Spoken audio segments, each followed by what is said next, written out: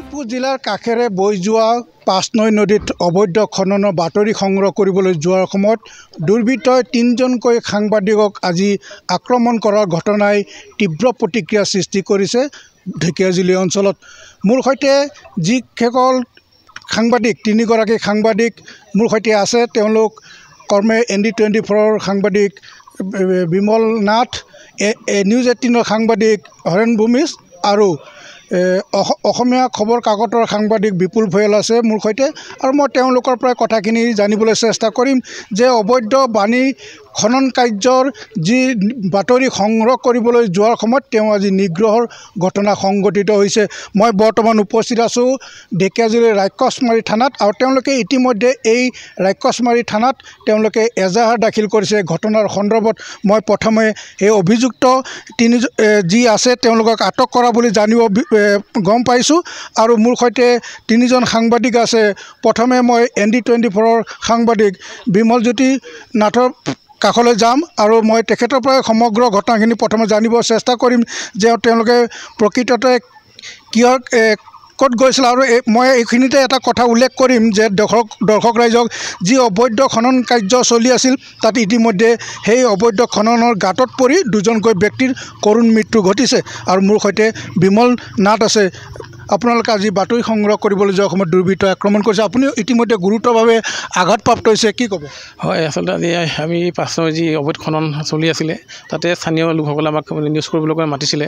কাৰণ ইতিমধ্যে তাত দুটাকৈ মানুহ ইতিমধ্যে তাত যি তেওঁলোকে অবৈধ খনন চলি আছিলে আজি বছৰ বছৰ ধৰি, তাত অবৈধ খনন কৰি থকা গাঁতত পৰি দুটাকৈ মানুহ ইতিমধ্যে মৃত্যুমুখত পৰিছে। আৰু ইয়াত কিন্তু বন বিভাগে যেনেধৰণে ব্যৱস্থা ল'ব লাগিছিলে কোনো ধৰণৰ ব্যৱস্থা লোৱা নাই। কিন্তু আজি ৰাইজসকল ওলাই আহিছে স্বতঃস্ফূৰ্তভাৱে, তেওঁলোকে প্ৰতিবাদ জনাবলৈ আহিছে। তেওঁলোকে ক্ষুব্ধ হৈছে কাৰণ তেওঁলোকে দেখিয়ে যে চকুৰ ওচৰতে গোটেই নৈখন অবৈধভাৱে খান্দি তেওঁলোকে শেষ কৰি পেলাইছে, মানুহ মৰিছে। গতিকে তেওঁলোকে এই বস্তুটো বাতৰি কৰিবৰ কাৰণে আমাক মাতিছিলে। আমি ঢেকিয়াজুলিৰ পৰা গৈছিলোঁ বাতৰি সংগ্ৰহ কৰিবৰ কাৰণে। মোৰ লগত আৰু আমাৰ তিনি সতীৰ্থ আৰু এজন লোক আছিলে, চাৰিজন আমি গৈছিলোঁ। আমি বাতৰি সংগ্ৰহ কৰি ঘূৰি অহাৰ পথত এই যি আপোনাৰ এইটো পাঁচনৈ এটা চেণ্টাৰ বুলি কয়, তাতে সেই অবৈধ বন মাফিয়াই আমাক উপদ্ৰৱ মাৰ পিট কৰিছে, অশ্লীল গালি গালাজ কৰি মানে নাকে মুখে বুকুত মাৰিছে, মূৰত মাৰিছে। মই বহুত আঘাতপ্ৰাপ্ত হৈছোঁ। এই গোটেই শৰীৰটো বিষাই আছে। তাৰপিছত তেওঁলোকে চোকা অস্ত্ৰ লৈ আহিছে, ডেগাৰ লৈ আহিছে, পানে মৰাৰ তেওঁলোকে চেষ্টা চলাইছিলে। মই হাতে ভৰি কাকুতি মিনতি কৰি মই যেনে তেনে ওলাই আহিছোঁ। খুব দুখ লাগিছে যে আচলতে সাংবাদিকক কেনেকুৱা হ'ব লাগে। আচলতে আমি ইমান কষ্ট কৰি আমি বাতৰি সংগ্ৰহ কৰোঁ, কিন্তু মানে মোৰ দুখ লাগিছে আমি বাতৰি কৰি অহাৰ পিছত হয় এনেদৰে বিমল নাথ আৱেগিক হৈ পৰিছে, কাৰণ বহু কষ্ট কৰি তেওঁলোকে বাতৰি সংগ্ৰহ কৰে জনতাৰ স্বাৰ্থত, কিন্তু আজি সেই ৰাজ্যৰ স্বাৰ্থত বাতৰি পৰিৱেশন কৰিবলৈ গৈ তেওঁলোক আজি দুৰ্বৃত্তই তেওঁলোকক আক্ৰমণ কৰিছে। মোৰ সৈতে নিউজ 18ৰ সাংবাদিক হৰেণ ভূমিজ ডাঙৰীয়াও আছিল, তেখেতেও এই বিমলৰ সৈতে বাতৰি সংগ্ৰহ কৰিব গৈছিল। আপোনালোকক আজি প্ৰাণে মৰা ভাবুকি প্ৰদান কৰিছে, কি ক'ব? চাওক, এই ওদালগুৰি সীমান্ত আৰু শোণিতপুৰ জিলাৰ সীমান্তৰ মাজেৰে বৈ যোৱা পাঁচনৈ নদীত দীৰ্ঘদিনৰ পৰা শিল বালি খনন চলি আহিছিল। আৰু তাত ইতিমধ্যে দুজন লোকৰ কিছুদিন পূৰ্বে মৃত্যু হৈছে গাঁতত পৰি। আৰু এই অভিযোগক লৈ ৰাইজ আচলতে ক্ষোভিত হৈ আছিল। আৰু আজি আমাক বাতৰি ৰাইজে তাত আজি প্ৰতিবাদ সাব্যস্ত কৰিছিল, যিহেতু তাতে অবৈধ শিল বালি খনন চলি আছিল। আৰু সেই মৰ্মে য'ত 100 পৰা 150 স্থানীয় লোক তাতে আছিলে, তেওঁলোকে প্ৰতিবাদ সাব্যস্ত কৰিছিলে এই অবৈধ শিল বালি খননৰ বন্ধৰ দাবীত। তাৰপিছত আমি বাতৰি সংগ্ৰহ কৰি আমি পাঁচনৈ নদীৰ পৰা উভতি অহাৰ পথত পাঁচনৈ যি চেণ্টাৰ আছে সেই চেণ্টাৰত কেইবাজনো যি তাৰে স্থানীয় যুৱক যিসকল এই অবৈধ শিল বালি খননৰ সৈতে তেওঁলোকে জড়িত, সেইসকলে আমাৰ দুজন সতীৰ্থ ঢেকিয়াজুলি প্ৰেছ ক্লাবৰ কাৰ্যকৰী সভাপতি আৰু আমাৰ আন এগৰাকী জ্যেষ্ঠ সদস্য আছিলে, তেওঁলোকক আক্ৰমণ কৰে। আৰু তেওঁলোকে প্ৰাণ নাশ কৰাৰ আচলতে তেওঁলোকে উদ্দেশ্য আহিছিলে, কাৰণ তেওঁলোকে যি বাহন লৈ আহিছিলে সেই বাহনত তেওঁলোকে ডেগাৰ লৈ অহা বুলি আমি দেখিব পাৰিছোঁ। আৰু অতি আচলতে দুৰ্ভাগ্যজনক কথা যে য'ত জনবহুল এলেকা সেই ঠাইতে আচলতে এনেধৰণে দুগৰাকী কৰ্তব্যৰত সাংবাদিকৰ ওপৰত এনেধৰণে এই শিল বালি মাফিয়াই তেওঁলোকক আক্ৰমণ কৰে।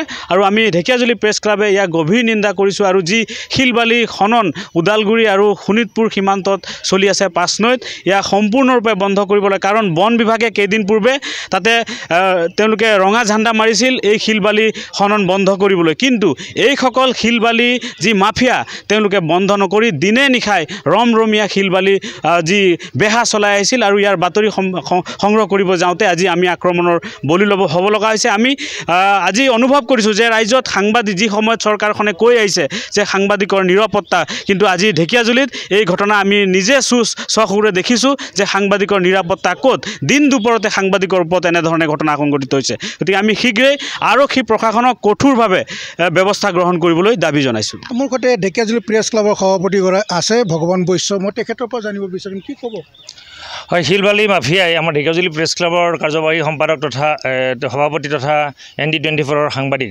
বিমলজ্যোতি নাথক অতি নিৰ্দয়ভাৱে আক্ৰমণ কৰি আহত কৰাৰ ঘটনাক আমি তীব্ৰ গৰিহণা দিছোঁ আৰু এই শিলবালি মাফিয়াটোক এই ঢেকিয়াজুলি অঞ্চলৰ এই 5 নং অঞ্চলত সক্ৰিয় হৈ থকা এই শিলবালি মাফিয়াক অতি শীঘ্ৰে উৎখাত কৰিবৰ কাৰণে মই বন বিভাগ আৰু অসম চৰকাৰৰ দাবী জনাইছোঁ ঢেকিয়াজুলি প্ৰেছ ক্লাবৰ তৰফৰ পৰা আমি গভীৰ উদ্বেগেৰে লক্ষ্য কৰিছোঁ যে ওদালগুৰি আৰু শোণিতপুৰ জিলাৰ সীমান্তৰ 5 নং নদীত যি সোণাৰূপাই অভয়াৰণ্যৰ নামনিত ইকো সেনজিটিভ জোন এই ইকো সেনজিটিভ জোনৰ শিলবালিৰ খনন কাৰ্য নিষিদ্ধ কৰি থোৱা আছে যাৰ ফলত ইয়াত বন বিভাগে মহল বন্দোবস্ত দিব পৰা নাই কিন্তু ইয়াত সক্ৰিয় হৈ উঠা এই শিলবালি চক্ৰটোৱে মাফিয়া চক্ৰটোৱে আজি কেইবা বছৰ ধৰি তাত নদীৰ বুকুৰ পৰা শিলবালি খনন কৰি আহিছে আৰু এই চক্ৰটোৱে ইতিমধ্যে এটা ক্ৰেছিং এণ্ড ৱাশ্বিং ইউনিট নামৰ এটা মানে ইয়াতে ওচৰতে এটা ইণ্ডাষ্ট্ৰি তেওঁলোকে স্থাপন কৰিছে আৰু এই ইণ্ডাষ্ট্ৰিলে তেওঁলোকে এই শিলবালিসমূহ ডাম্পাৰত আনে আৰু শেহতীয়াকৈ ৰাইজে প্ৰতিবাদ কৰাৰ কাৰণে তেওঁলোকে দিনৰ পোহৰত বন বিভাগৰ বাধা বা বন বিভাগৰ একাংশ বিষয়াৰ পৰামৰ্শৰ সৈতে হয়তো দিনৰ ভাগত তেওঁলোকে শিলবালি নকৰিয়াই নিশাৰ ভাগত শিলবালি ডাম্পাৰৰ সৈতে কঢ়িওৱা আৰম্ভ কৰিছিলে আৰু শেহতীয়াভাৱে যোৱাকালি ফকলেণ্ডেৰে তাত শিলবালি কঢ়িয়াবলৈ আৰু আকৌ আৰম্ভ কৰাৰ লগে লগে স্থানীয় ৰাইজে প্ৰতিবাদ কৰি ইয়াৰ বাধা দিবলৈ আহোঁতে সাংবাদিকে বাতৰি সংগ্ৰহ কৰিব আহিছিল আৰু সেই বাতৰি সংগ্ৰহ কৰিবলৈ আহোঁতে তেওঁক এইদৰে আক্ৰমণ কৰা শিলবালি মাফিয়াৰ চক্ৰটোক অতি সোনকালে ইয়াৰ পৰা উৎখাত কৰিবৰ কাৰণে বন বিভাগ দাবী জনায়